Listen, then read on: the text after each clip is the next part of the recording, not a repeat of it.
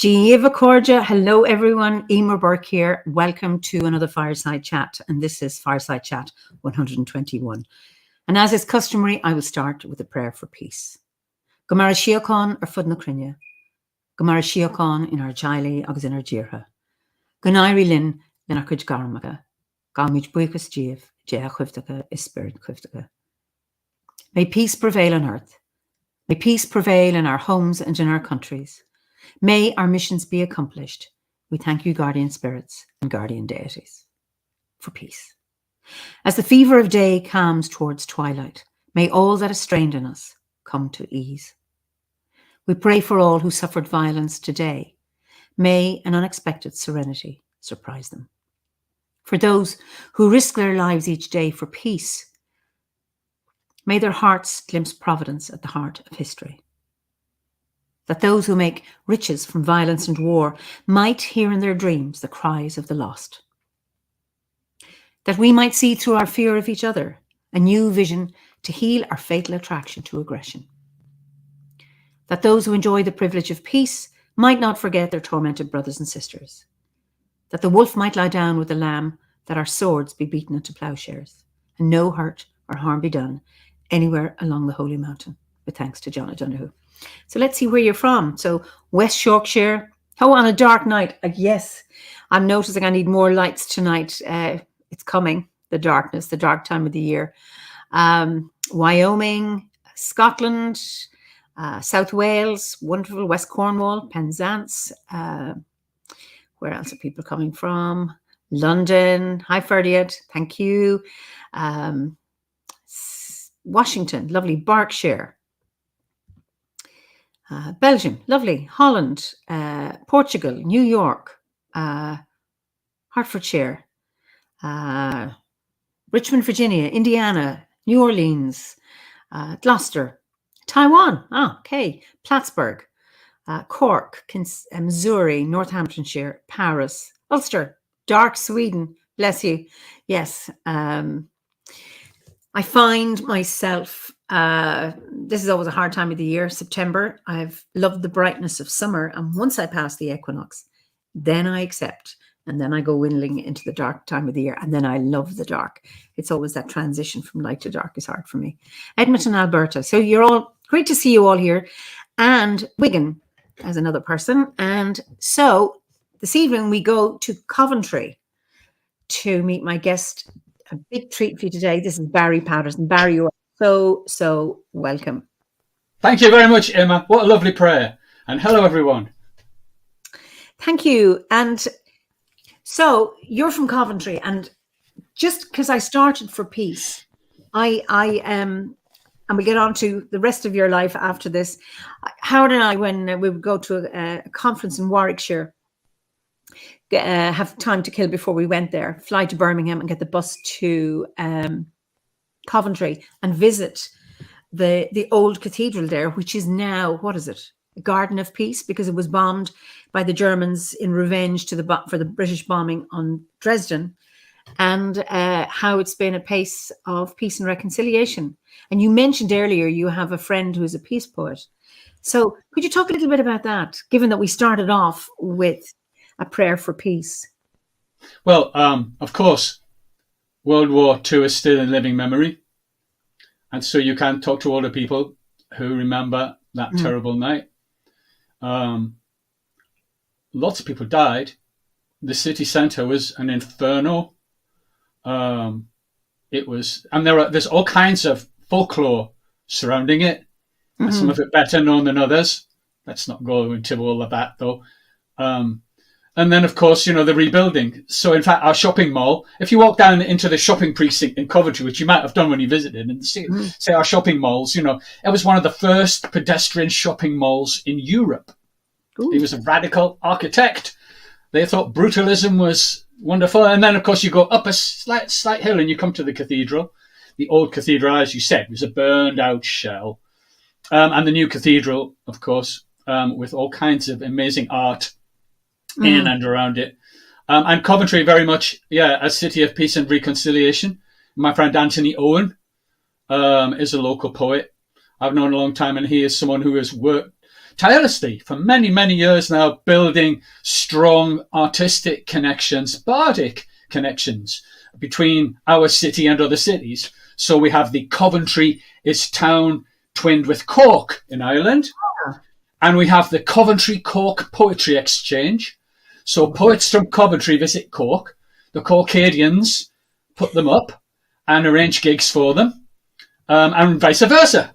The poets from Cork always come over here around about Samhain time, actually, so they'll be coming soon, I imagine. I went into Tony and I both went together as poetry ambassadors in 2010. What a fantastic city Cork is! And then our friends, they come from Cork to Coventry, and we do that. And then also the town is also twinned with Dresden, and there's a lot of Coventry Dresden connection. You know, both cities committed to going beyond the horror of war and the traumatic memory that it leaves in the people and the land. And so, you know, there are a lot of cultural links of that kind too. And in fact, my friend so check him out. That's Anthony Owen, people. He's the only person whose poetry about nuclear war has been translated into Japanese and put on display in Hiroshima. Ooh. In the museum in Hiroshima. He's quite a remarkable person. I've just put him on Coventry. Yeah. Coventry's an interesting place though, Eimear. Why is Coventry here? We don't have a great big river. We're not on top of a great big hill. Why is Coventry here? And the answer is something that will interest Druid friends, because we have springs and wells. It's not just some place you get sent to. Huh? It's not just some place you get sent to. Well, of course, there's an awful lot of history. It was the capital at one point. Of course, the king was in Coventry, and it was the capital of England at one point in some war or other. And then it was used as a prison too. But anyway, we have springs and wells. We have a very, very powerful artesian springs and wells. A history of the dyeing industry. And in medieval times, much of what's now central Coventry was wetland. And there's evidence to suggest one or two bent bronze pins. Ooh. One or two bent bronze pins to suggest, you know, that maybe some kind of activity, some kind of human activity went on there in ancient times. The cathedral is on the site of the previous medieval priory, and that is on the site of a very slight, what's now a very slight hill. But if you look underneath the urban imposition over the land, you can imagine that when the lower area and the little, very small river Sherborne and the lower area was more kind of wetlandy, that it might almost have been a small island. And so, as a Druid living in a city, I think that I shouldn't just be rushing out to the countryside and going, you know, although I love doing that, but I should know my land. I should walk out my own door. Mm-hmm. I should walk out my own front door and know the land I'm on. And I can go in one direction and be in the green. I can go in the other direction and be in the grey. Why not? Yes. Nimi says, my mum worked with a Coventry native serving in World War II. And when he got off the train on leave, he didn't know how to get home. It was completely unrecognisable. Mm-hmm. I mean, I'm just thinking, you know, what a shock that must be for people to come home. And now I'm...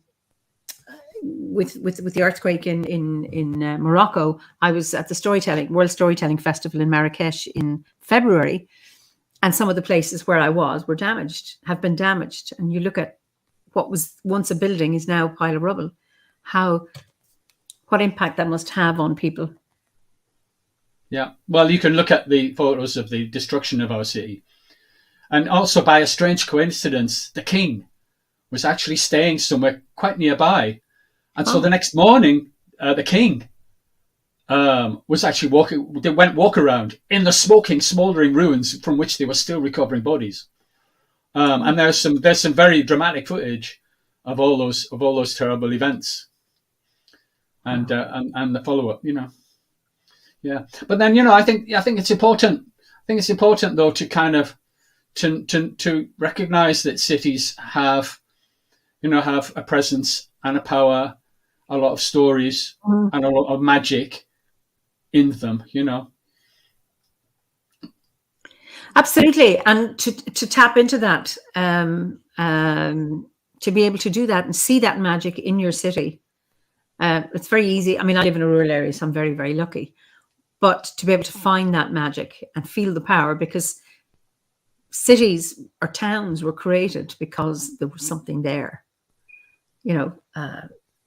Okay, you could say practically because there's a river or a spring, but there's magic in that. Mm-hmm. Absolutely. In fact, we have some wells. We have we have one or two old capped wells in the area where I live. And then also not far from where I live, there's a place called Mount Nod. Oh. And we I'm assured by a sympathetic local historian that Mount Nod might well be a reference to Nodens, who is a very popular Romano-British god, often associated with waterways. Think of the famous Temple of Lydney near Bristol, which was dedicated to Nodens. And so I kind of think that he's one of the ancient deities who presides over our city. And then, of course, if you read a bit about your Roman Britain, you know that Coventina was a goddess of the waters who had a shrine by the Roman wall. So is that complete coincidence? We will probably never know. Yeah. Really? We'll probably never know. There are lots of ideas about the origin of the name of my city, and we'll probably never know the answer. Oh. Interesting Go on. Interesting heritage round here. I have the great honour of being involved in what is possibly the oldest continuously recorded ceremony in Britain, which, strange as it may seem, is an Anglo-Saxon taxation ceremony called Roth Silver. And it's coming up soon. Before dawn on November the 11th, we all meet at Nightlow Cross. But Nightlow Cross isn't a cross. It's a stone with a hole in it, which used to be the cross base. Okay. It's very close to the A45 going south out of Coventry. In a very small field, there's a little mound. They say it's an old tumulus. We don't know. But they had a cross in it, and it's one of the local meeting places. Before dawn on November the 11th, a load of people all meet up, and then they read an old charter, the lists of all the local different villages and communities. And when that village is named, someone from each little village comes and they throw some little money in the hole and shout, Roth Silver. And what it is, essentially, it looks to me like it's an Anglo-Saxon protection racket. But then after that, we all go to the pub and have a big breakfast and toast the monarch with rum and hot milk. And we all get given have I got one handy? We all get given a big church warden pipe. Oh, I've got hundreds of the bloody things and I can't find one. Never mind. You mean the pipe that you smoke? Yeah, everyone gets a big clear pipe. It's part of the ritual. And I'm the poet laureate, so then they have a speech from the mayor of Rugby, and various people give their speeches, and then every year I write a poem for the occasion. So I could read you one if you like. Please do. It's a nice start for our chat. This is the first. This is the first Roth Silver poem I wrote about 10 years or so ago, but I think it's a good one if you're introducing people to the event. Oh, by the way, in the Doomsday Book, it says that this is an old English custom. So it could be 1,000 years or more old. And then, when it was no longer mandatory, they missed it. They missed meeting up before dawn in the winter and going to the pub, right? Round about Samhain, November the 11th, calendars. Yes, right? Yes. They missed it, and so they just kept it going. Volunteers have kept it going. And in fact, one of the volunteers, David Eden, who has now attended Roth Silver more than 80 times. go away. Wow. Yeah. Anyway, this poem is entitled Martin Mass. Oncoming winter's journey must be taken by foot, horse, carriage, ox-pulled cart, to stand before dawn at the things dead, earth home of the old bony man, cross of Nightlow, weathered holy stone, waymarker of miles and years, fast fading. Wind and rain, sleet and snow, fast frosts fall sharp towards the end of night, to make the journey out of the warm inn, farm, kitchen, lodge house, stable yard, a cold and weary way that you must take to meet your obligation. Down the foss from Hopsford, up the foss from Princethorpe and Stretton and Harbury with their legendary 2 shillings and 3pence halfpenny. Armies marched here, time long ago, and even before, when it was a green way on a stony ridge, the cattle drover sought his ancient north. Down Stretton Lane from Woolston, up London Road from Toft and Woolscott, up the old Cove Road from Ladbroke and Long Itchington, all the way over from Arley and Astley, Bramscote and Churchover, Bovenhall, Birdingbury and Weston under Weatherly, a wild road for company, staff and sword. A wild road, a dark way, pasture or market days in squares. So you must follow too, marking signs to pay your wrath, your troth, your worth. White silver protection money to land earls. The wild ox shuns company. She'll charge the noble lord blood. A single-minded fighter, she'll redden herself if she can. Veins roar the tune, hard to lead, head tosser, earth stamper, voice wind, heard over centuries. And now we come, out of villages, suburbs and cities, by shiny car, shiny hood pulled up, fortified by coffee, toast, porridge, milky tea, to stand where they stood, fulfill a different kind of duty. Why do we come? To this once central, now almost forgotten field, to stand in rain around a stone cross long gone. We owe no dues to any landed lord, come and go as we please, unafraid of any wild forest denizen. Our oath and troth and worth held by the bosses and banks, our cattle shipped by red-lit lorries, modern roarers dodged by the side of the A45, as we filter past the abandoned garage, the ruined restaurant, somnolent driveways, converted cottages. We come in part to honour those who came before, to stand where they stood and remember them. We're an ancient people, standing the test of time, and they're our forebears, village elders, farmers, drovers, people of the land who walked this road before us. For some of us, it's in the blood. We're Nightlow 100 born and bred. We came here with our mum and dad when we were little, a specialty, taste of rum and hot milk when you're 10, an adventure, story to tell other children. Many of us are drawn by gravity, the heavy-weight years of folk, our own lives drawn into the loom of local culture, the spirit of the place, the gathered gloom of season. Tradition locates us in a deeper, wider world. So we take the winter journey across the land to the gathering place, stand before dawn to hear the ancient names called out, while in the shadows of the oncoming day we join a greater company and ourselves become the ancestors of tomorrow. Wow, that is just it's a great poetry, very powerful, like a trumpet fanfare. You mentioned Martinmas, and that's it. I mean, we know it here as St. Martin's Day, and I'm interested in why that was the day. What was the significance for the Anglo-Saxons? Because I will just say something.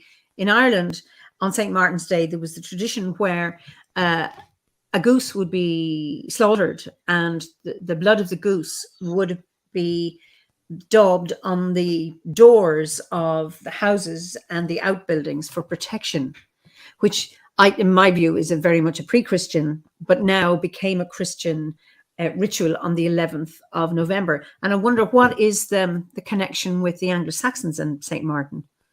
Well, actually, I think St. Martin, like a lot of things, has been stitched onto Samhain. Okay. And just because they're Anglo-Saxon and not Celts, in inverted commas, doesn't mean to say they didn't mark that very special and liminal time.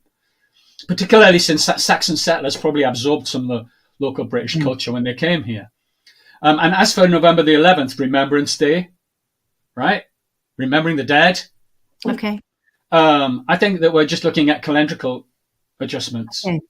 Okay. And then my understanding is, probably from reading Ronald Hutton's Stations of the Sun, but my understanding is that when you have, at least in pre-English culture, and what you might call native or Celtic culture, Beltane and Samhain, because they're these two liminal times, the cycle of winter and summer, because that liminal position, they are times when you renew contracts.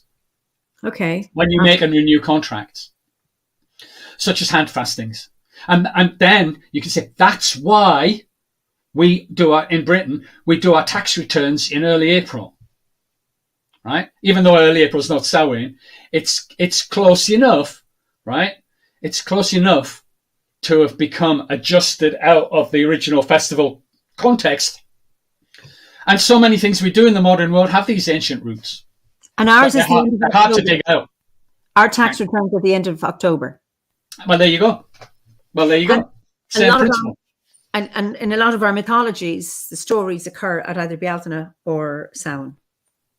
Well, obviously there's Lunasa, but mostly Bealtaine and Samhain, because that's when people gathered at Tara, or people gathered at Ishnok, and the fires were turned, extinguished and then relit. So those are the two times. Absolutely. It's fascinating. Brilliant. Wow. Yeah. Interestingly, in the poem, this might interest you. In the poem, I refer to an ox or a bull. If you can't pay your wrath money, you have to pay a huge fine, or provide the Lord with a cow, a white cow that has a red nose or red ears. Okay. Now, do you recognize that? Yes, I do, from the imagery? Other world. Absolutely, yes. Yes. So this is something which is actually still celebrated. And in fact, when they sit at the high table in the pub for the big breakfast, they've actually had made a big model of a wild cow with a red nose and red ears. Very much like a Chillingham cow, like even, and like you said, like the otherworldly animals, the otherworldly cow has a red nose. So it's almost like they're actually saying, if you don't pay, you have to pay a big fine, or you have to provide us with an animal you're never actually going to be able to catch. Yeah? One of those impossible one of those things which is impossible to fulfill, because the unseen people might not be too happy if you nip over there and start nicking their cows, No, absolutely not. Yes, yeah. Brilliant. Yeah. Oh, it's wonderful. It's great reactions to your poetry. So your poem, what a poem! Just truly powerful. It's just, thank you very much for this recital, and you're going to get more, Timey. People love the idea we're the ancestors of tomorrow. What a powerful closing line. Whew. That's a great story of that time. It doesn't matter. It's a good nicking. You know what? It's good stealing things or borrowing things or, that was tremendous. Evocative of strength in a way I haven't experienced in poetry before, only in songs. Thank you. Philosophical, you haven't heard Barry before. He is incredibly one of the most powerful performance poets I know. So he certainly embodies his poetry and fills the space with his word wizardry when you can hear him live. And Devon says, wonderful poem. Thank you for taking us on an adventure with you. Fantastic. Thank you, Barry.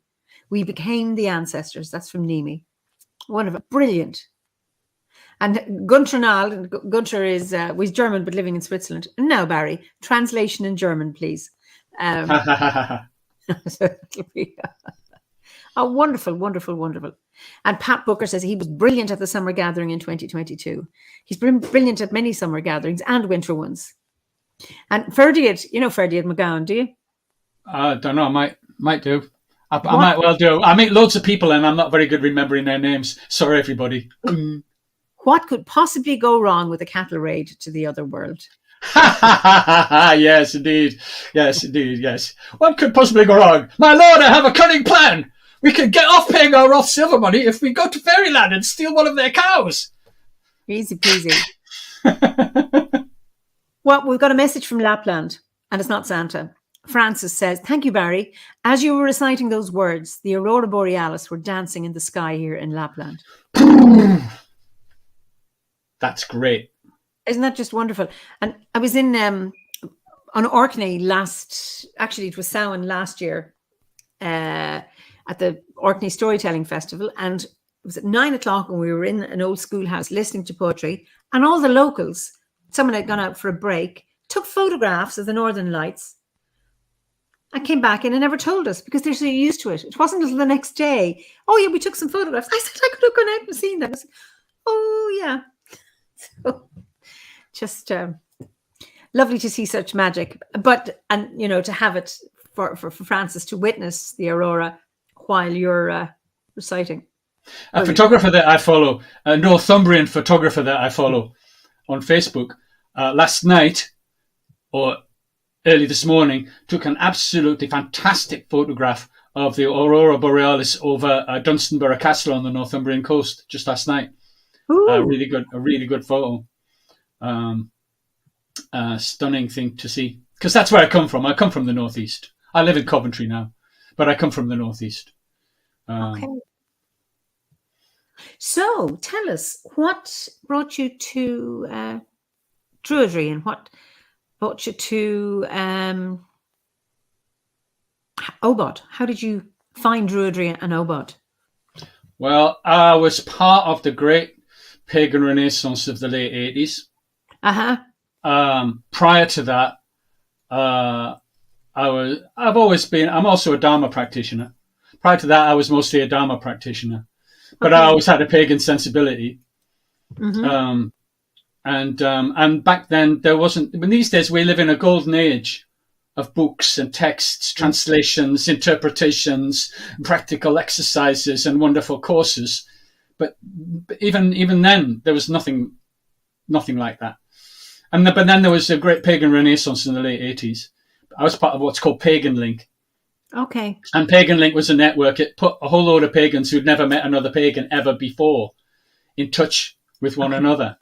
And then we would all have one another's phone numbers sent to us by a clearinghouse. We'd call one another up and we'd all meet up in the pub, go, "Wow, hello, nice to meet you," and then do things. And we became a self-organizing kind of scene. Where I was in South London, we had a very vibrant and self-organizing scheme. And then Pagan Link started organizing camps and larger gatherings. Okay. That's how I met Anne. Okay. At such an event. And then that's how I met Arthur and Penny Billington. Oh, lovely. And then we became friends over the years. We stayed in contact and became friends over the years. And then, must have been around about the year 2000, 2001, perhaps.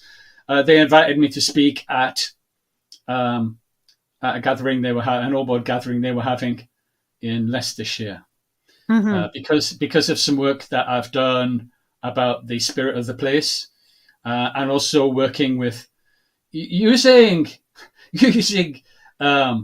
geology to interpreting landscape in a very modern or scientific kind of way, but using that knowledge we have of the landscape to find power places and to work with the spirit of the land in harmony with the spirit of the land by having some geological idea of what's going on.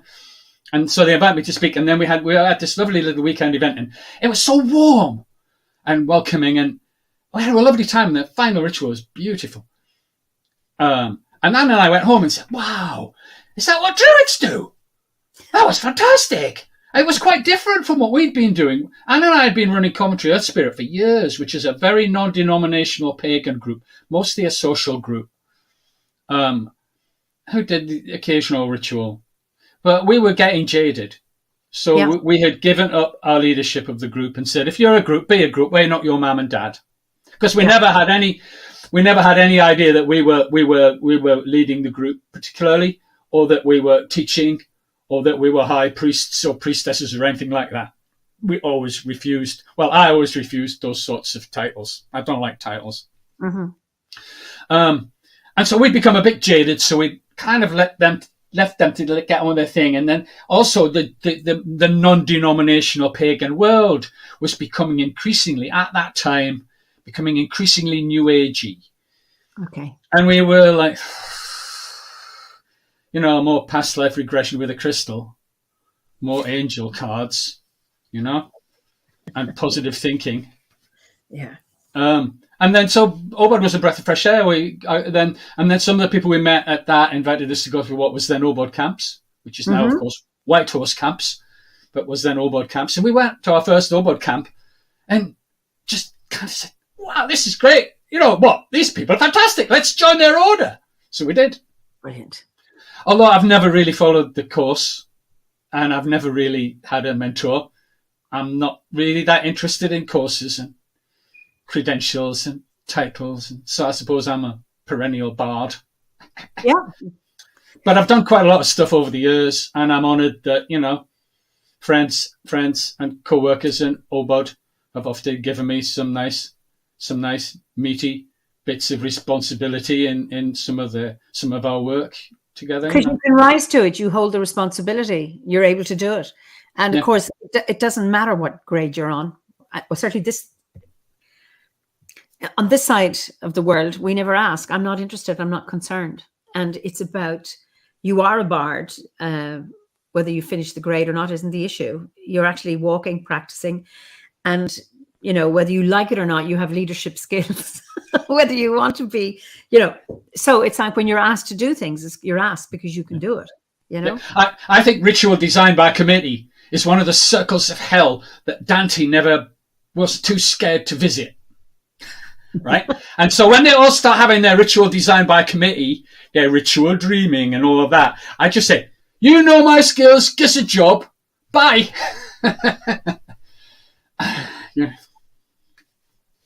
Yeah. Pat says, I remember that New Age period. At one point, our pagan group was organising outings to watch The Secret. That book, or it must be a film made in the book. Okay, yeah. Yeah, and ghost hunting. They were all going ghost hunting. Oh, brilliant. So you're, I've never been to it. I was never at an Obod camp because it always clashed. And I still haven't been to a White Horse camp. So are you involved in the White Horse camps now? Not as much as I was. At one point, I was events coordinator. I've been going to camp for many years, but I haven't now been since before COVID. The last camp I attended was in bulk 2020. Okay, and then COVID happened. And then since then, they have had some camps, but I just haven't been able to get to any of them.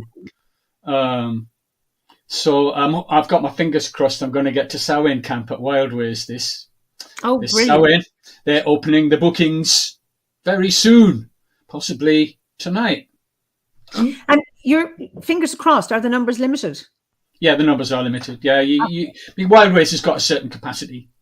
Oh, okay. So Wildways is Elaine and Garth's land in Shropshire, of course. They've got ancient woodland, they've got barn, they've got a big yurt, they've got a roundhouse in the woods, they've got a stream, they've got a sauna, and a kitchen. It's really, for a winter camp like Samhain, it's nice to have places you can shelter. Ricky says, had the pleasure of your company on Anderida camp back in the day. Yay, Ricky! Great to see you, and at some of the gatherings in Glastonbury too, Ricky. Yeah, Anderida. Yeah, that was a fun weekend. Bit far for me to go though. Yes, it's the other side of the M25. That's right. So, when you think of your Awen, how do you get it, or where does it come from, or do you sit in front of a blank page or a blank screen? Or are you out walking in the woods or your landscape? Where does the inspiration come for your, because you've got music, you've got poetry, you've got all sorts of things. So where does it come from? Well, I think it is an innate and infinite potential of my own deepest nature. Okay. So therefore, the task for me isn't to do one thing, like sit in front of a piece of paper or go for a walk, but rather to kind of be aware in this moment, and to kind of get the feeling of what the right thing to do is. Yeah. So, like, for instance, Barry's definition of magic helps with this. You know how Crowley and Dio and Fortune made that famous definition everyone chats about these days, and creating change and conformity with will and all that. Well, I don't go with that. I say that, and I don't go with it being a science. I say magic is the art of arranging your circumstances so that incredible, extraordinary things can happen. Beautiful. And so Awen is, you can see how that relates to finding your Awen. But it means, though, that because it's art and not magic, you can't repeat not art and not science. You can't repeat the experiment. So what worked one day might not work the next day. Right. One day I might put my headphones on and listen to Tangerine Dream very loud, drinking coffee. But I don't know what's going to happen. I remember when I had an interview with Dave earlier this year on Druidcast, and I remember at one point I was saying, but I will reiterate, I don't believe in writer's block. If you're not writing, it's just because you're not writing. Okay, do something else. And if you're a kind of writer who thinks you must or should write, and I know some writers do have that narrative, that thing going on. Well, okay, but I don't. And so then Awen comes where it wants. It's like the weather, where how it wants to arise, it'll arise. But I can go with the flow. I can go with the intuition.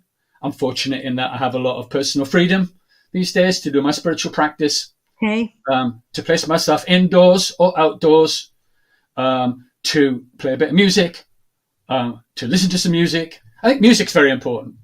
And I think, wrong pair of trousers, and the very small notebook. Ah, yes. How many great ideas? And the great idea might be one word. I might be listening to Nick Cave in the car, and Nick Cave sings, Sirius is 6 light years away, Arcturus is 37.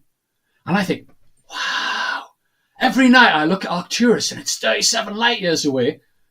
That's interesting. That's the kind of thing that I would write in my little book. Okay. Right? And then that might not be the subject matter of a poem, but it might be a good line to stick in somewhere. Yeah, brilliant. And so my process is kind of organic. And we have to, I think that it's a delicate balancing act. And also I think it requires commitment, but not commitment to the product. So it's like saying that magic is about creating change and conformity with will, and then forgetting what wicked Uncle Alistair meant by will, and thinking that means you're casting a spell to get something you want. And then your creative person says, oh dear, I think I'm going to be creative now. I need to write a poem about fairy cows. Yeah. And sit down and try, or sit and do all kinds of things to try to get there. But as soon as we're trying to get there, we're no longer going with the flow. We're no longer going with the flow. There's a natural Awen. It's within you. It's really interesting hearing you speak, because I've listened to writers and they'll say, it requires dedication. So writers sit from 9 till 1 every day, and they aim to write 9,000 words a day, whether it's whatever it is, rubbish or not, just write it.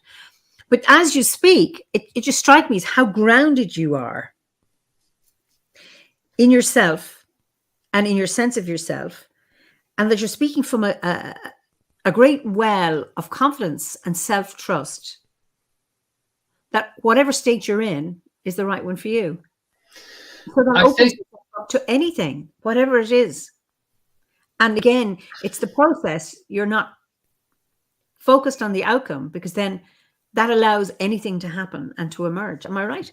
Oh, yes, absolutely. It's emergent. And I think that the world is full of simplistic mythic narratives, which are very seductive. And we know some of them because our lives are dominated by some people who are very driven by some of those simplistic mythic narratives, which they believe to be objective truths. But in fact, what we're looking at is complex systems. Okay. And the property of complex systems is that they're so complex that if you make a single input to that system, you don't know what's going to come out. You know, it's not, superstition says, oh, why did that happen? It's because I didn't have my lucky pen, or it's because I drank too many pints yesterday. And we look for a simple answer to our question. But these are complex systems, which means that they're kind of like the weather, or like turbulence in water. Alan Garner, the writer, and in his latest book of last year, Treacle Walker. And there are two main characters. Treacle Walker is the old man, who's a kind of psychopomp, and the boy. And the old man keeps calling the boy whirligig. And by this he means that the boy is like a little vortex of water in the stream. And every day you could go back down to the stream, that little vortex of water will still be there in the stream. You say, hello, little vortex of water, how are you today? And the little whirligig goes blip, blip, blip, blip, blip, at you. But in fact, hold on. Everyone listening knows what comes after that. Well, hold on. It's not a thing. Yeah? It's a kind of a process. It's some kind of dynamic revelation of patterns. You can't pick it up. If everything is that, then maybe we can hack it. Maybe we can surf it. Maybe we can be playful with it. I think the most. Well, yeah, and I think the more strictly we try to control it, the more harshly and strictly we try to control it and beat ourselves up. Guilt and shame are toxins, dear friends. Guilt and shame we all have them. We've all been educated to have them, conditioned to have guilt and shame. Guilt and shame are toxins. Let's get rid of them. Yeah. And then basically, to just kind of step out into a world where actually things are actually more complicated than we thought they were, and there isn't a simple reason why that happened. And we might never really know the answer to the question. Can you see that? I know it could never happen now, but I'd love to see you in a debate with Terry Pratchett on any topic at all. I think it would solve the greatest enigmas of life and the universe. Tell you what, I met Terry Pratchett a few times. If anyone here remembers Sean's Pagan Halloween Festival in London back in the day, Terry Pratchett used to come. Wow. He used to walk around looking at all those pagans selling our wares. I used to make borons. And drums that are found objects. And Terry Pratchett used to walk around the big pagan festival. Big sports hall full of stores, loads of workshops, all kinds of really interesting people walking around the place. Like Adrian Rook and people like that all walking around the place. Like being awesome. And he used to walk around. He looked kind of bemused, but you could see him taking notes. And you could also see in some of those books, he knew quite a lot about pagans and witches. He did. A great man. I'm flattered. You should compare me to him. It would have been nice to have debated with him, but never mind. He's one person I'd love to have met. I only discovered him in recent years. It was two OBOD members were arguing as to which I was, Granny Weatherwax or Nanny Og. And of course, I didn't know who the two witches were. Okay. I thought, I just love the idea of Granny Og with this magic, huge knickers as she goes to parties and taking sandwiches and cakes and storing them and then taking them out on the walk home for a bit of refreshment.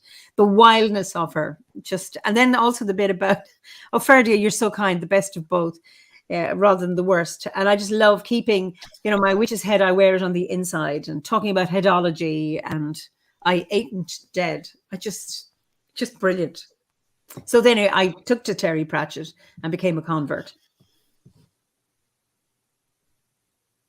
So And Nimi says that room must have been so filled with energy, the one with you and Terry Pratchett and Adrian. Oh, well, loads of people. I don't know if Adrian was around then or not, actually, but lots of very interesting people around then. And that flowering of paganism in the late 80s and early 90s was really, really exciting. It was an exciting time, you know. But I kind of philosophically looked at it, and I watched some of my friends.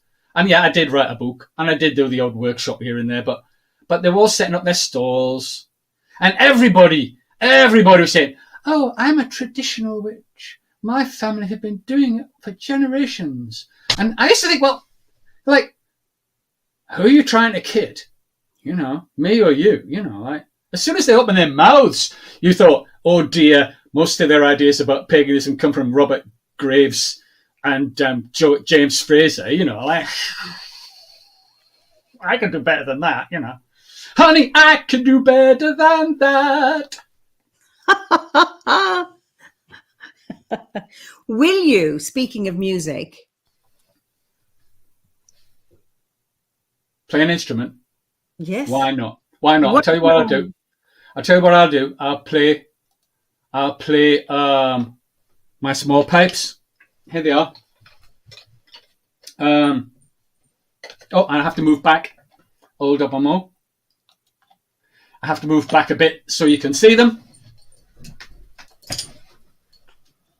Where do these bagpipes come from? Are they Northern English or what are they? Okay, so most people who are familiar with English bagpiping will know a little bit about how we have the famous Northumbrian small pipe. The Northumbrian small pipe is a bellows blown pipe, and it, like the Ilian Irish pipe, the elbow, it's also a highly developed pipe. The sliders are metal, lots of valves, metal keys, etc. This is more rustic.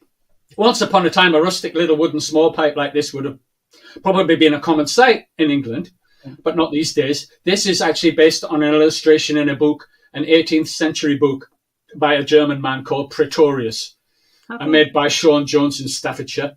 And so, strictly speaking, it's a German duty. Okay. 1 chanter and 3 drones. Anyway, first I plug up 2 of the drones. Right, I'm just going to do this. There we go. Right.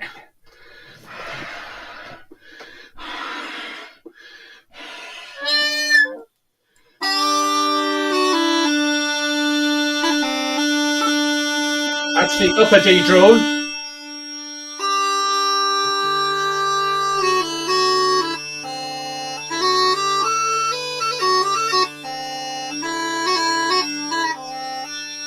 That's the lower D drone.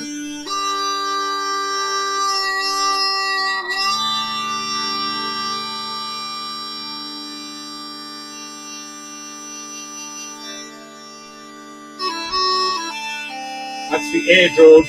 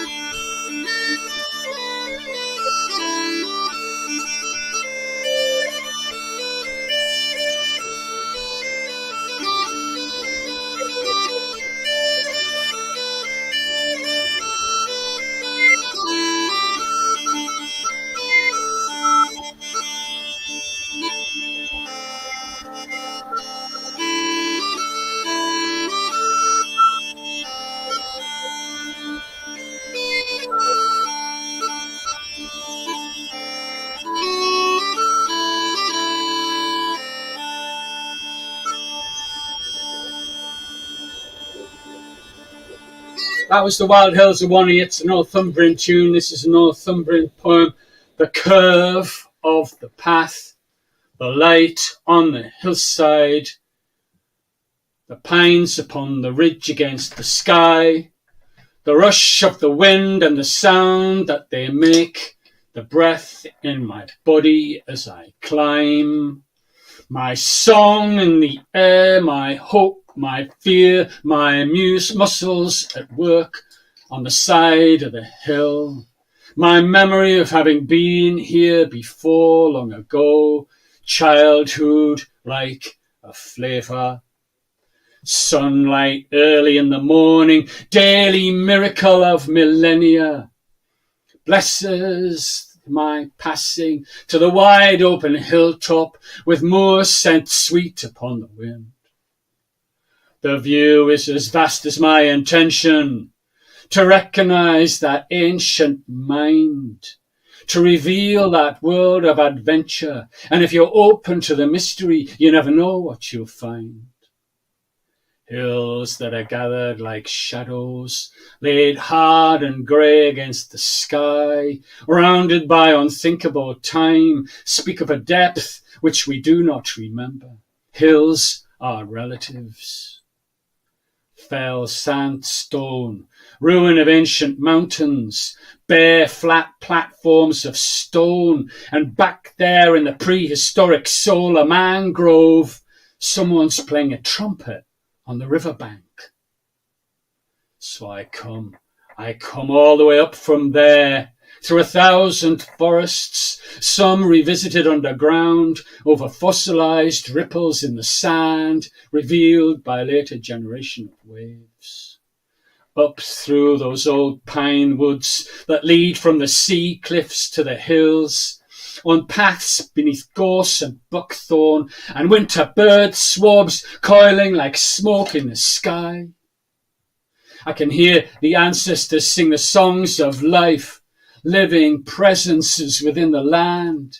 We dream of them and they of us. We say they have their ways, live closer to the root.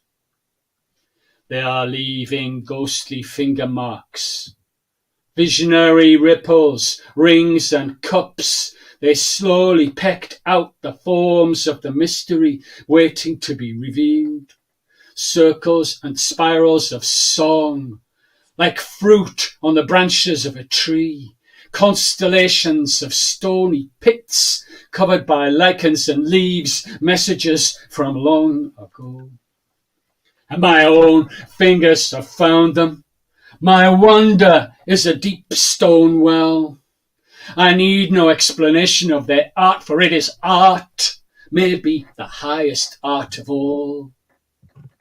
Perfection in a moment of knowing, the oneness of the ancient and the young, the imminence of the wave that carries us all along, patterns, a stone, a hill, a tree, a human hand. Northumberland.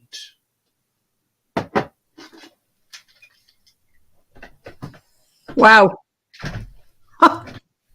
Mari says, truly lovely to have this chat running alongside my evening here. As you play beautifully, I'm from Germany, but I haven't heard of this instrument. That's Franz of Fia.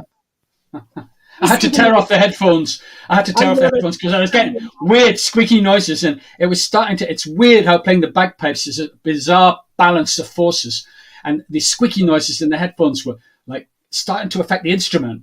I don't even know how that works. Well, never mind. Just let me read some comments for you. This is amazing. Thank you. I feel like the poem interprets the music.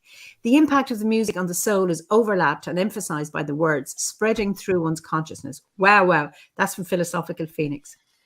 Taimi, who's in Finland, says, such impressive words and a beautiful melody. Thank you so much, Barry. Gemma, who's in Douth, actually, in County Meath. Thanks for a hugely entertaining and enlightening chat tonight. Wonderful to hear the Northumbrian pipes. Your talents are mind-blowing. Mille buíochas, which means 1,000 thanks. Oscailge. Barry, your words are so vivid. I felt I was right on the hillside by your side. That's from Nimi. Gabriella. Beautiful energy coming through the poem. Sean Clancy, he's the one who wondered if you could have a debate with Terry Pratchett. Oh, wow. You're just a fountain of Awen. Captivating. This is what Celine says. That is wow. Blown away this evening. Thank you. That's Natasha. Wunderschön. That's the German one. As if we feel the authentic vibe of each word. Could hear in the music in the words. Thank you. Just brilliant, brilliant, brilliant. So loads of applauses as well. Wow. Thank you so much. So it's just, it amazes me, your energy. You're filling my room here. You're obviously filling your own room. And I think you're filling the room of everybody who's watching. The power. And, you come from a place of incredible inner strength that comes through your words. You don't hesitate. It's almost like from a well of wisdom. It is just amazing just to hear you, and just a joy. When I first started performing, which was almost by accident, I was on Deptford High Street on Saturday night, and I was part of a kind of alternative music and entertainment scene, and we did things in pubs. And there's an old song, Deptford Fun City on a Saturday night, and this pub was full, packed with people drinking and talking. And then one of my friends hadn't shown up to do whatever their act was, and they said, Barry, will you do something? And I said, well, I've been writing this bit of poetry I've just happened to have in my bag. I'll read a bit of poetry if you want. I said, yeah, all right, great, thank you. And then everyone was drinking and talking, right? It was alternative cabaret. What the heck am I going to be doing reading poetry about Northumberland in here? Okay, never mind. Because that's what it was about. And with geology in it. And then someone said, Barry, are you nervous? And I said, no, I teach maths to 14-year-old girls. Okay. which I did at the time. And as far as I was concerned, even if they'd booed me out of the place, that would have been nothing. That would have had no comparison to trying to teach maths to 14-year-old girls in Thamesmead, right? And I think that I discovered my Awen, that performance is important to me, and if I fill your space, then I do so as an act of service and in a humble way, and I'm not trying to do that. Yeah. All I'm actually trying to do is communicate whatever wants to come out right now. And you do it with a passion and it is just amazing, and a power. Gabriella, I met Barry at the summer gathering. We were in the same storytelling group. He's super expressive. It took me a while to understand. He feels and transmits intensively the energy of each word. And Ferdiet, who's also a teacher, there is no crowd so hostile as teenagers. Barry's clearly both a bard and a warrior. You should have seen it, mate. I always say the 5 years I was a young teacher made a man of me and taught me to have a sense of humour. But I said, I'm not going to do this the rest of my life. Yeah, give up your sword after a while. Tommy says, Barry, you're such an inspired, refreshing bard, a breath of fresh air. So it's just lovely to. So yeah. And Ferdy says, my first job as a maths teacher was in Stockwell. I don't know where it's okay, that is you. Nimi says, you communicate most wonderfully. The Awen claimed you. And now Sean, again, who wanted you to talk to Terry, Barry's becoming more and more my ultimate hero with each word. I assure you, mate, I'm nobody's ultimate hero. And, I'll tell you what as well, though, right? Ladies and gentlemen, all the stories in the world are not just reiterations of the same story. And Joseph Campbell can kiss my ass. And Kurt Vonnegut rules. In fact, Kurt, if you look for it, it's probably still out there on the net. Kurt Vonnegut wrote an essay about the different structures of different kinds of stories. So he took the hero's journey with its challenge and its crisis and all its bits and its resolution, and he kind of mapped it out. And then he said, but there are all kinds of other stories. And then he described a lot. And then there was someone else made a really good infographic story graphs. Like intensity or something like that. And there's a really interesting infographic. It shows all these different kinds of stories as kind of like as patterns. And yeah, so then being a hero, like, well, I'm flattered, but we don't need heroes. We need bards, don't we? Yes, no, absolutely. And ovids and druids. Yeah, exactly. Pat says, I just love the voice. She means yours. It's been ages since I heard someone properly declaim in a way that could fill a mead hall. But that's the work of a bard. Look at that. Pat has found the maps of the universal ships of our favourite stories. Look. Oh, look at that as well. Our thesis got rejected. Arg! Just shows, doesn't it? Eh?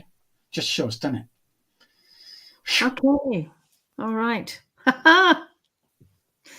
So the Owen adopted Barry. Okay. Owen has claimed you. Yeah, I guess so. Yeah. Okay. And it's also, sorry, there was one time I went to assembly, I think, then, and they asked me to give a talk on Owen. And I said, we can think of Owen in lots of different ways. I could think of it as my own creative potentiality, and thinking along the lines of the way Blake, for instance, wrote about human creativity. His idea of Christ almost was the kind of like the kind of perfected human was completely loving and incredibly creative. Mm-hmm. That God himself, even though he used those old-fashioned terms, was in fact a kind of creative impulse. Or we could think of it as an energy that flows. Yeah.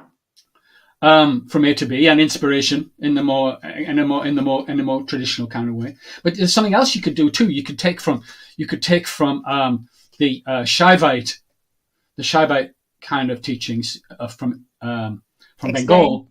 Okay. Well, the goddess Shakti. Okay. She is literally an embodiment of the energy of inspiration. She's the energy of inspiration.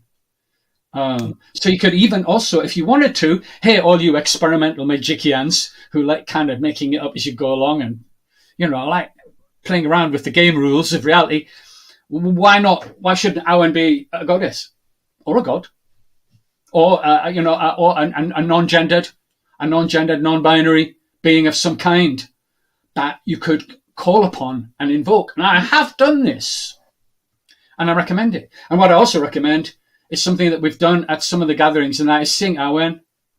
Sing Owen 100 times. Yeah, sing Owen for an hour. Yeah. Sing Owen for an hour. And you don't have to just go in one long breath the whole time. You can be playful and expressive. Sing Owen for an hour and see what happens. Wiccan says, I'm sure I'm blood type Owen. At least I think that's what they meant, since they said I was a universal donor. That's so Ricky. I think Owen adopted him too, That's great. Anna says, don't bards assist in triggering the hero's self-development? Well, of course. Of course they do. Within that particular story. I was just sort of like making one of my little bugbears is that for a lot of people that's the only story. And if you take a complex piece of ancient or medieval literature and impose your own graph upon it, to look at it through your eyes, maybe we should try to imagine what it meant to them. When I was a young man, I had a really interesting moment of revelation. I used to write all those books that a lot of people still go for about ancient astronauts, Erich von Däniken and all that stuff, which I don't credit really these days at all. No time for most of that stuff these days. But one day I was in this book, one of those books, and I was looking at a photo of a famous Mayan bas relief, right? Okay. Which they said was an astronaut at the control panel of his spacecraft. Okay. Right? And it kind of looked like that. And then suddenly, Barry, aged, I don't know how old, 15 or whatever, I suddenly looked at this, I thought, hold on a minute. That's what we see. What did they see? Right? What did they see? How did they understand this? And the more I looked at it, and the more I thought, this isn't what he says at all. what do they mean to them? Mm-hmm. An interesting one you see on Facebook all the time are these ancient Sumerian clay tablets and such like, which show these beings walking around with handbags, with what look handbags. And the New Agers and people like that love this stuff. And they're always going on, but they always show pictures of these guys with, they think they think the aliens took them shopping to Macy's or something, right? I don't know. But in fact, if you bother to actually read about this stuff, they're buckets. And they're buckets that they are using to carry water, to water the sacred trees. Okay. Now that's a lot more Druidic than going shopping with aliens, isn't it? I would think so. Absolutely. Speaking of, Pat has instructions for the hero of a fairy tale by Neil Gaiman. Anyway, it's there for instructions that might help you, anyone on a hero, on a heroic journey. Celine says, performing is as an act of service. This is the way performing should be. It's been hijacked, though, for obvious reasons. Barry is a real original person. Usually I don't like them, but Barry is honest. I'm doing my best, to be honest. Yeah. Right. So one of my most important teacher in this life was an old Tibetan Lama called Chogyam Namkhai Nobu. And his pith instructions to me were, relax, don't worry, and do your best. Which doesn't sound very esoteric, but that can be as esoteric as you want it to be. Coming from a man like that. Well, it's about staying in the stillness. It's about moving when you need to. I think that can be, hugely profound. Yeah, but anyhow, that's how it goes. So, Barry, what's the most reckless thing you've ever done? Don't know. Oh, okay. Well, I suppose one very reckless thing I did was I was a young teacher with a nice career ahead of me. I thought you were going to answer. And I had all my colleagues saying, "Oh yes, Barry, get yourself a nice promotion, mate. You could be head of department, and then you can buy a house and have a mortgage, and then you can get a car, right?" And I just kind of sit in the staff room looking at them and like how happy and fulfilled they were. And these were in the Thatcher days when everyone was saying, "Oh, you must get a mortgage. It's such a good investment," and all this bollocks. And I said, "No, thanks, guys. I'm out of here." And my going away speech in the staff room, people were going white with horror. So that was quite rash. I was surprised. My parents actually were very supportive. I was surprised that I thought my parents would go, "You what? You're gonna what? You're gonna what?" And you know. But I said to them, you gave it up.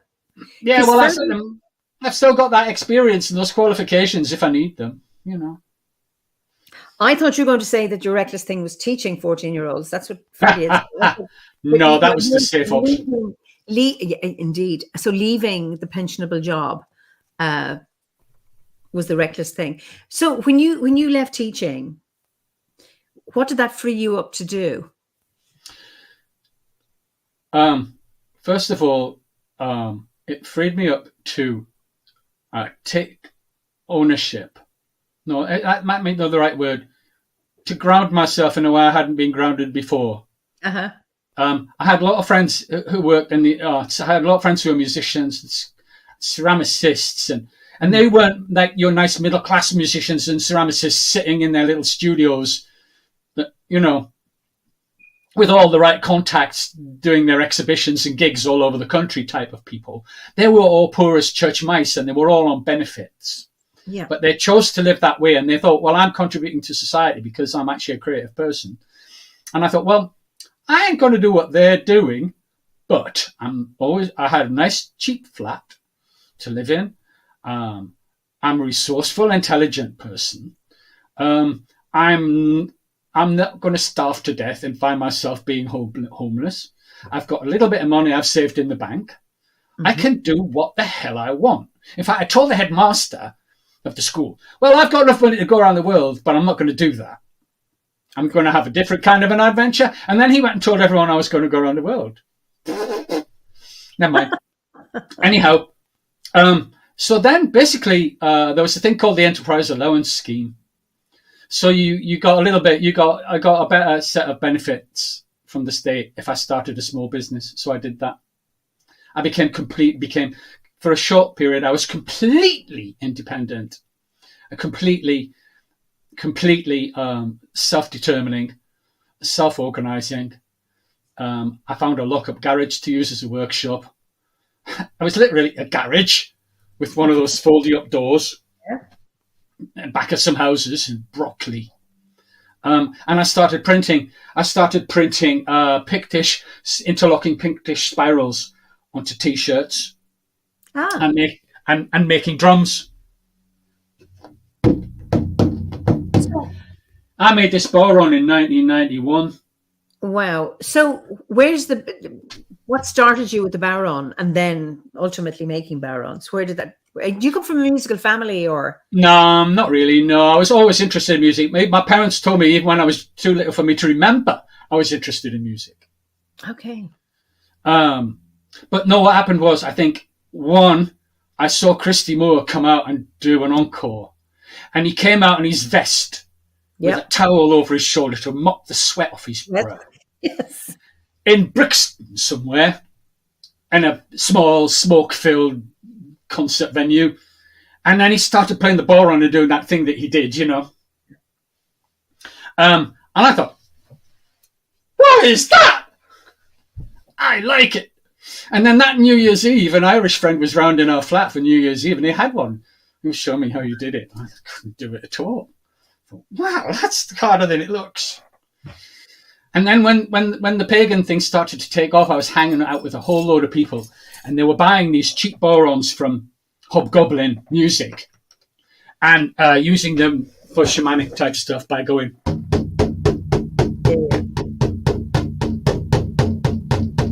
You know?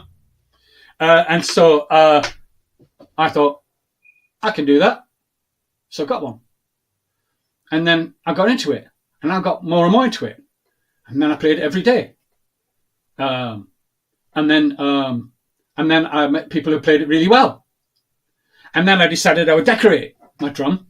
And I discovered the best way of decorating these skins isn't paint or acrylic, which makes a skin, but it's actually coloured Indian inks. So I decorated my drum. It was very nice. It worked well. So then someone said, will you do mine? And then I decorated a few people's drums for a bit of cash. And then one of the big Halloween festivals were coming up. Mm-hmm. So I bought a whole job lot. I bought a whole job lot of framed drums from somewhere and decorated, put nice Celtic borders around them. And by then I was using offcuts. Of skin and found objects. That's a frame. That's a frame that I found in a marketplace.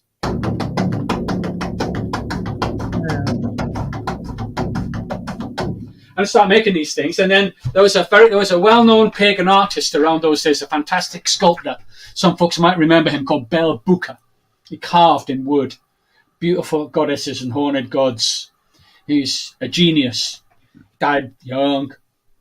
I didn't know him very well, but whenever I met him, he always said something to me that just like, oh, yeah.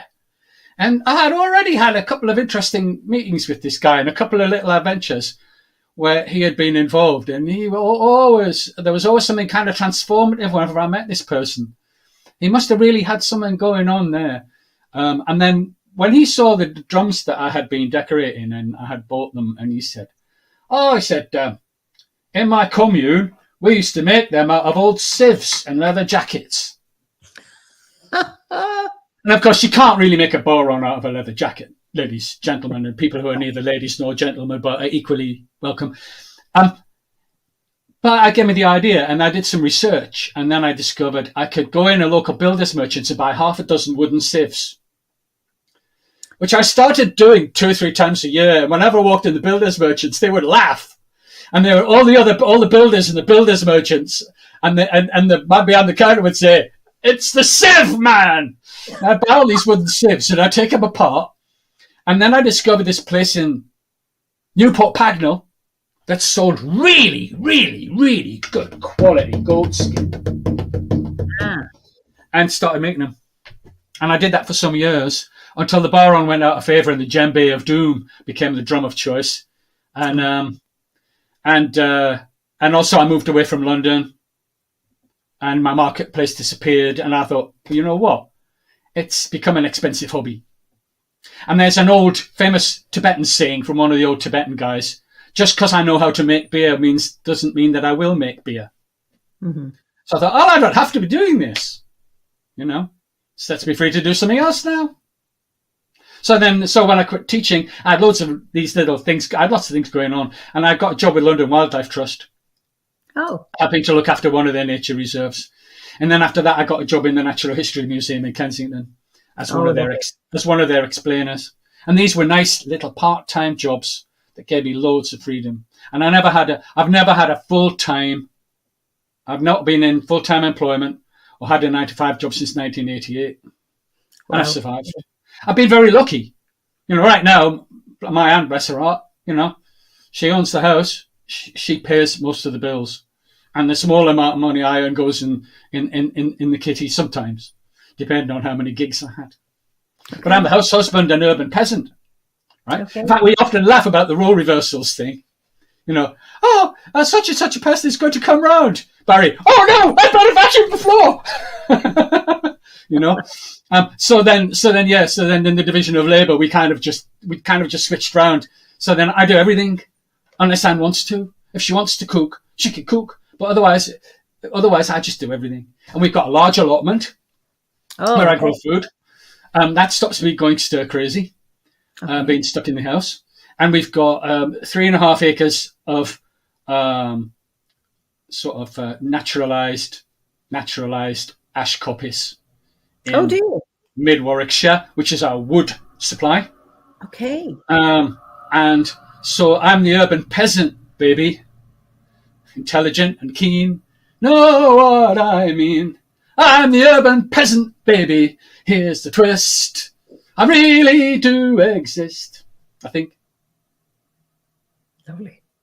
You know what I mean? Ricky thought you were going to say that you had a job at the Natural History Museum as one of their exhibits. I was actually one of their exhibits some of the time. Yeah, it's true. I was actually. That's how I started doing the Green Man thing. You know about the Green Man thing, of course, don't you? Tell us a bit about it. Tell our viewers. Oh, look, here we are. Hold on a sec.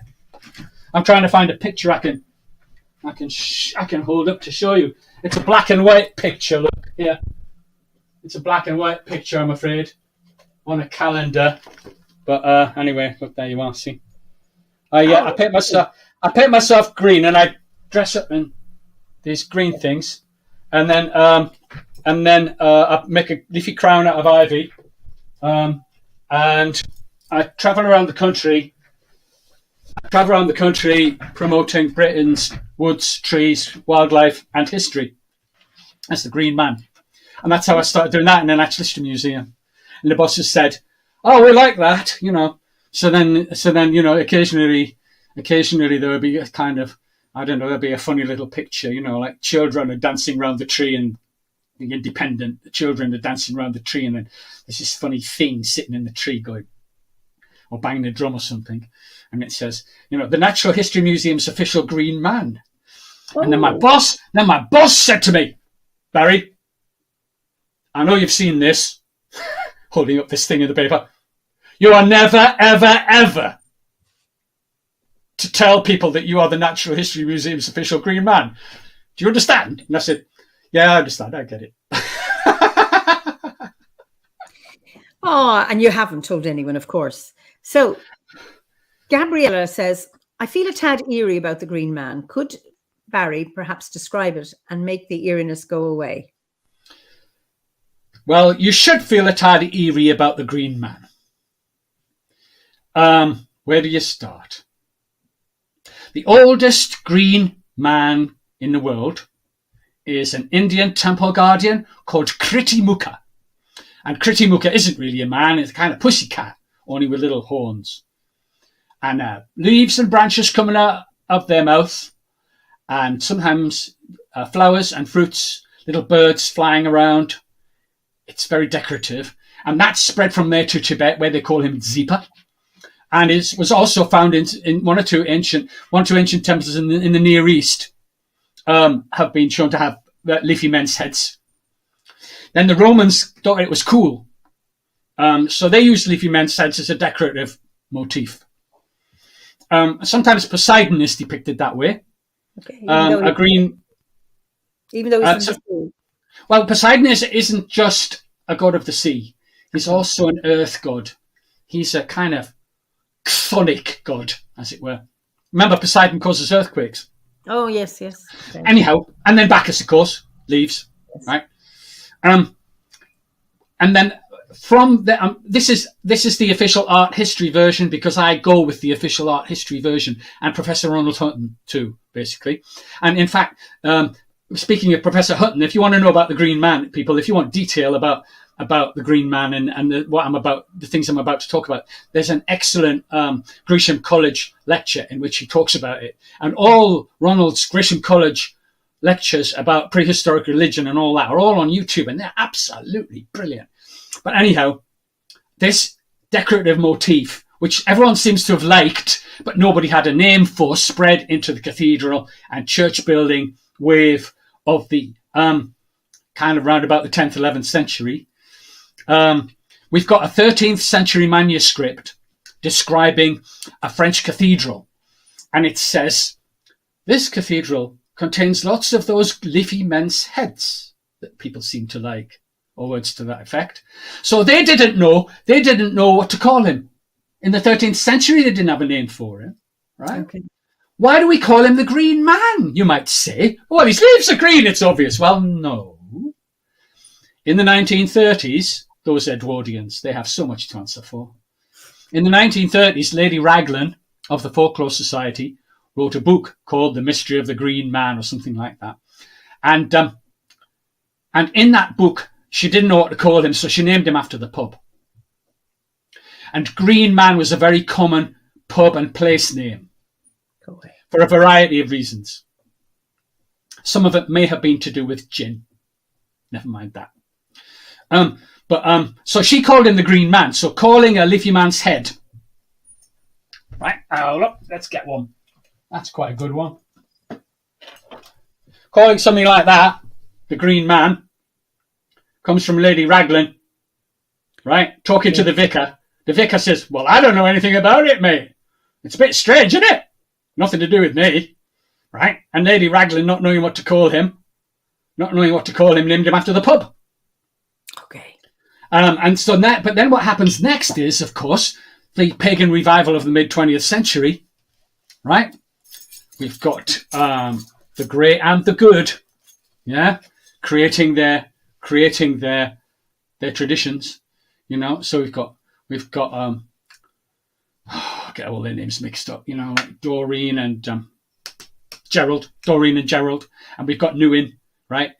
And for them, all that Edwardian stuff, all the Edwardian romanticism about Merry England, right? That stuff was perfect for them, because they didn't want to just import a whole load of classical stuff, although some of them did, of course. But they wanted to make it at least seem native. And so they had all this material from these folklore collectors. But unfortunately, all the folklore collectors were all collecting their folklore with a kind of agenda that they felt guilty about all the traditional societies that they had destroyed in the empire around the world. And so they actually, what they suddenly realized, oh no, and we even destroyed our own heritage. And so here we are in Africa or India or wherever, destroying people's heritage. And we already did it to ourselves, you see. And so now what happens is that each different period in history has a different Green Man, if you ask me. And now we have the modern Green Man. I call him our Green Man, because he's ours, because we have claimed him now. When people see me paint green with leaves on my head, an awful lot of them know what I represent, right? And I ain't going to naysay that. I'm going to say, yeah, historically speaking, this is not an ancient god that the Masons were secretly worshipping and snuck in. Nah, great story, but not really very likely at all. However, we ourselves are in the unique situation of creating tradition, right? And in fact, our tradition, and particularly Druidry is the most creative of the different branches on the pagan tree. Within Druidry, we're constantly creating, we're constantly creating ritual. We're constantly creating our own symbols, our own songs, and finding our own personal ways of connecting with deity, divinity, and the sacred.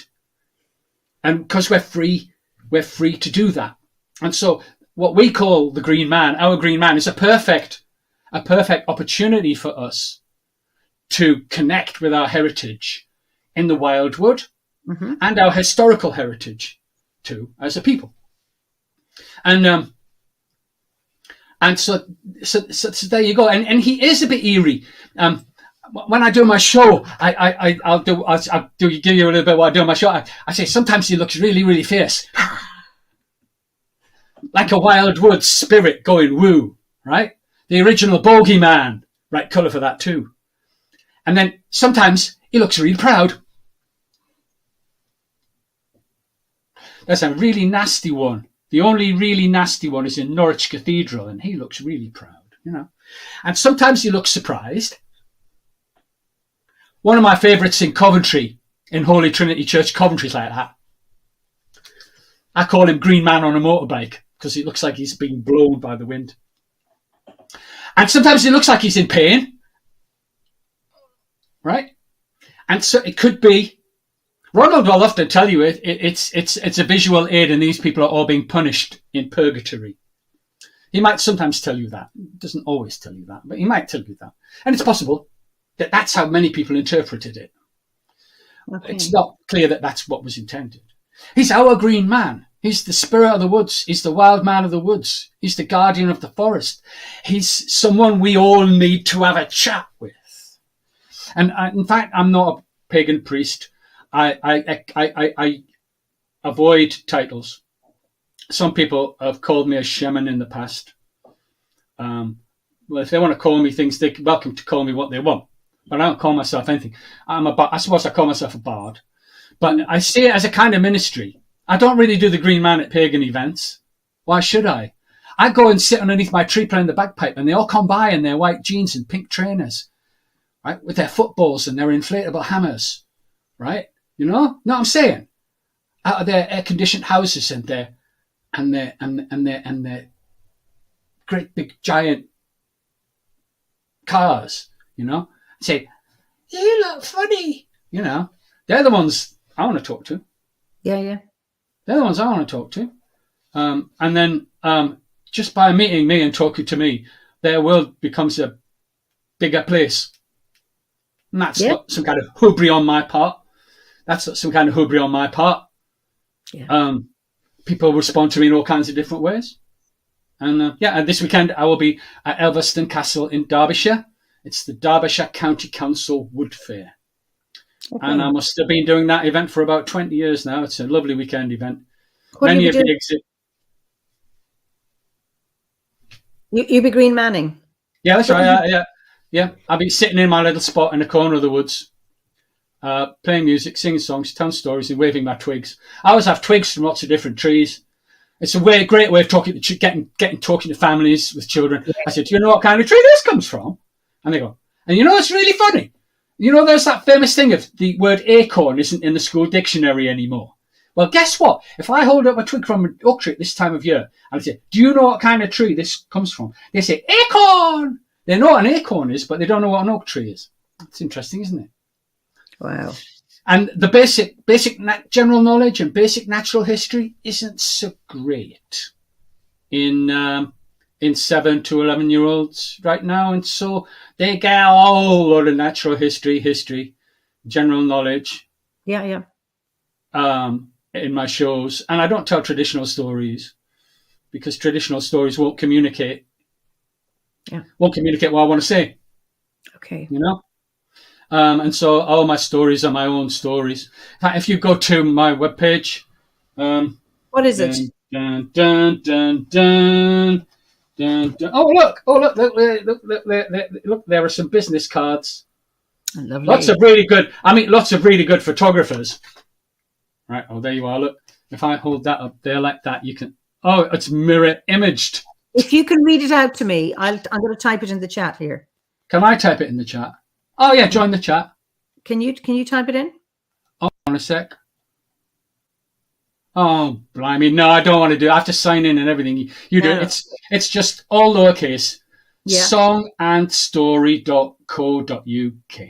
Songandstory.co.uk.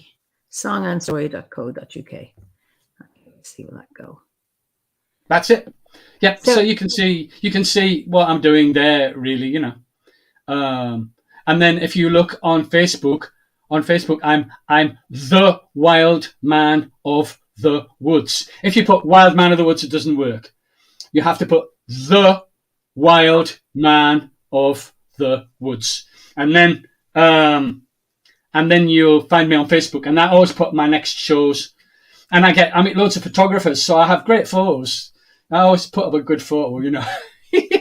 And anyway, Elveston Castle this weekend, near Derby.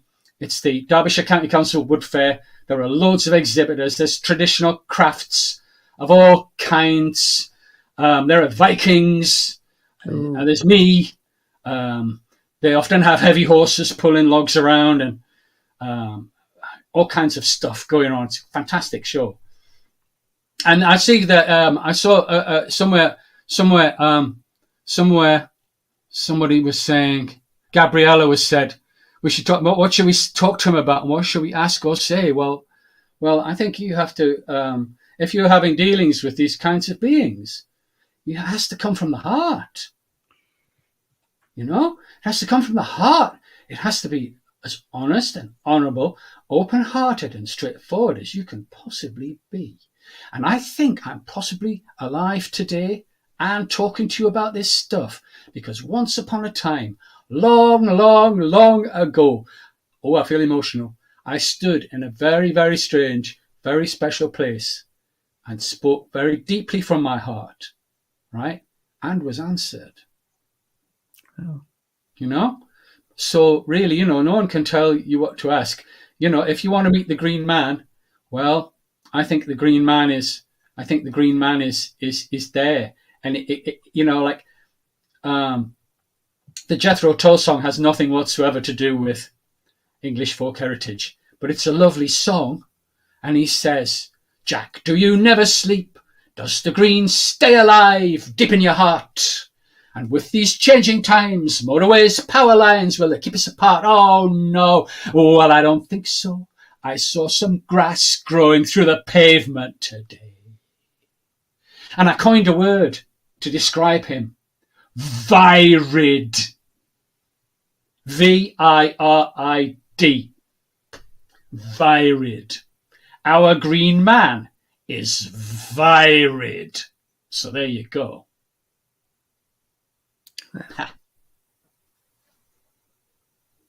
So, how about some Baron? All right, sure, can do. Oh, look, I've got a nice poem I can do with the Baron here. Perfect. As I said, I made this drum in 1991. I tend to play mostly one-handed.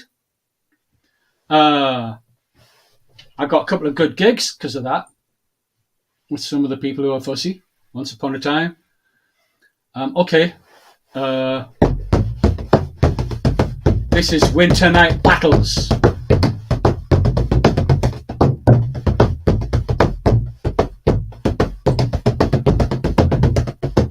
Dark as a parliament of rooks in a November field. Hardly seen in the gloom, antlers raised in anger or celebration. These hoary creatures never yield to winter winds.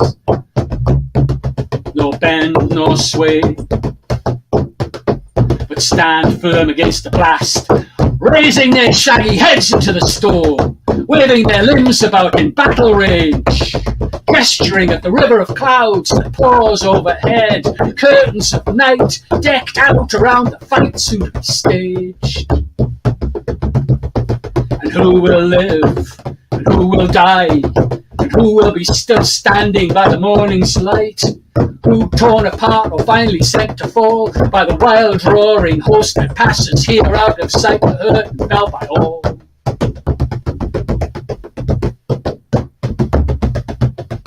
Who are these stout-hearted, worn-out warriors of the night, strong of arm and clad in armour so deep grooved, who dare to face the elements so proud of sight, raising up from the shadows ahead of us on the hill unmoved, ancestral guardians of the land, spurned by many with their glib don't cares, as hard and as soft as the earth from which they sprang, forged and beaten by the force of countless years, fed by deep-rooted springs from which clear waters ran for centuries before we paved them up with stone. They do not care, nor do they fear machine-ridden man. They are heavy, shadowed, aging fighters, everyone. The oaks of the forest of Arden, standing firm with their clan.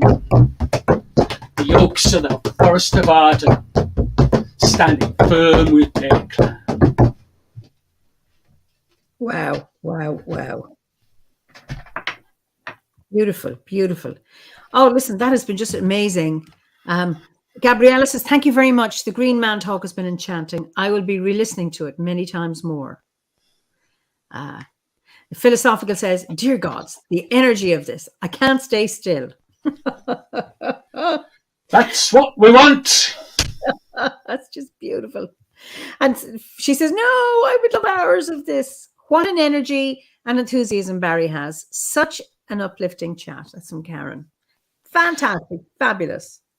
Well, if you want to hear some more, I did an interview with Dave the Bard in February on Druidcast. Yeah. And I've been very careful this evening not to just go over the same stories and things that I did with Dave.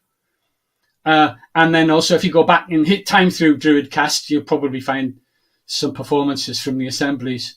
Yes, you do. In Dave's playlists. Yes. And then, so you saw the address for the Green Man, but if you want an address for my kind of non-Green Man poetical works, yes, that is all lowercase. Yeah. You have to put the www on the front of this one. Yeah. Red Sandstone Hill. That's all one word. redsandstonehill.net. I haven't been as busy. I've had lots of other things going on. I haven't been putting as much of my work online. That's the one, Philip. Thank you. Look at that. And then Pat says, it's, what is it? Sean has said, thank you so much. This is a chat I'll be watching back over and over again. Pat says, yes, this is definitely one to listen to again. So, thank you, everybody. I'm pleased. You know, and thank you, Eimear. You know, for the honour and the privilege of sitting by your fire with you this evening. I'm so delighted that you consented to come. And Philippa says it's been so enjoyable, powerful, and entertaining. And I have found that too. And it's interesting when I've said this to many of my guests is that, okay, I've spoken to you on and off over the years, but not very much. I've bought your poetry from you, but I don't know you. And then now I'm having a chat with you, and I selfishly get to know people better by having these chats. And it's like we're in a sitting room, and yet this is being broadcast to what my daughter used to call the whole wild world. And it just fascinates me, this process. And it's just been a joy. And Jamie says, well, I've been pretty sick with a very bad cold, but I'm smiling and I've showed up. Maybe I can dance a bit later. Well, I hope you can, Jamie. And he says, definitely reruns are in order. Absolutely. So we're coming to the end of our time. And usually I ask two questions. What is your favorite time of the year, your favorite season of the year? And what is your favorite ceremony of the Wheel of the Year to celebrate? Okay, what I'm going to do is I'm going to go with the first thing that pops out of my mouth, and that is, this is my favorite time of year, And my favourite seasonal celebration is Samhain. Well, Gabriella would be very pleased because she generally bets on what my guests and her Right. guest rate isn't usually good, but oh God, she's got it today. Samhain, brilliant. But I love them all. In fact, if we'd had this conversation in April, I might well have said Beltane, you know. And you've got to be where you are. I mean, at heart, I'm a bit of a phenomenologist. Yes. Being with what's there. That's right. Being with what's there, with what's happening now, Funny, I don't have a favorite one, and yet I like the one I'm in, which also means I don't have one that I don't like. I never say, oh God, now we're coming up to. I enjoy all of them. And before I end, I'm grateful to the gods. Thank you. That's Living Oregon for you. Nimi, contagious life force, power, energy, inspiring. So people have really, really enjoyed your chat. And thank you from the US. It's an absolute joy talking to you. So I want to thank you from the bottom of my heart, Barry. You too. Thank you. And Timey says, indeed, it feels truly like sitting together, exchanging all kinds of interesting, fascinating things. Absolutely. Many thanks for a powerful chat. So, and it has been. And I had no idea we were going to be talking about the Green Man. It's just wonderful how organic our conversations can be. And it's such a joy. So Barry has been raw and fresh in the kindest, brightest way. Good. Well, no one said passionate, because they often use that again, kind of like a cliche is in the mind of the beholder. But oh no, they're going to tell me I'm passionate again, are they? Like now you're raw and fresh. Wonderful, rejuvenating. So there you are. So thank you. Don't mention the P word, anybody. Okay. So, and Ricky, Feral, isn't that lovely? Very perceptive, Ricky. So, how comforting there are people like Barry and Eimear and the other ones are there in the world. Thank you, Celine. That's really nice to say that. That is really, really nice. Yes, that is very nice to say. I can remember on one occasion, I heard a sound recording of some old guy singing in a cave somewhere. And I thought, the world is a better place because that old guy is sitting in his cave singing. So if I can be that for someone, then that's a truly awesome privilege and responsibility, isn't it? Well, just as you say that, Silver Branch says, been listening in the background. You inspired me as a bard to come from the heart. Thanks, Barry. So I'm going to ask you, just let you say goodnight to everybody, and then I'll send you to the green room and I'll just finish up and then we can have a little chat. You bet. You got it. Yeah. Thank you, everybody. Thank you very much indeed. It's been lovely here with you. Thank you for your kind comments. If I can provide some entertainment, if I can provide some entertainment and inspiration in these difficult times, I'm pleased, proud, and very, very happy to serve you. Brilliant. So I'll chat to you in 2 ticks. Well, wasn't that a wonderful conversation we had? And it's just lovely. The world is better when people do their thing and feel happy and peaceful. I couldn't agree with you more, Gabriella. Nimi, this evening has been so powerful. I could listen to Barry forever. Absolutely. And Declan, it's so nice to hear stories before bed. That is just wonderful. So I thank you all again for joining me and for this wonderful chat and for your comments. And I know there were some long comments that we didn't get to deal with because I couldn't read them.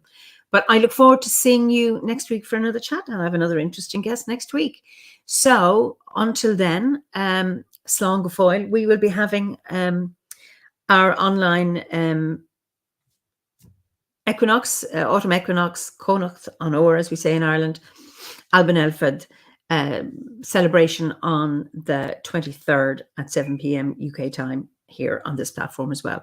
So I look forward to seeing you for a chat next week. In the meantime, have a good morning, good afternoon, good evening, or whether you're watching a recording of this conversation. Until we meet again, Slán go Fóill.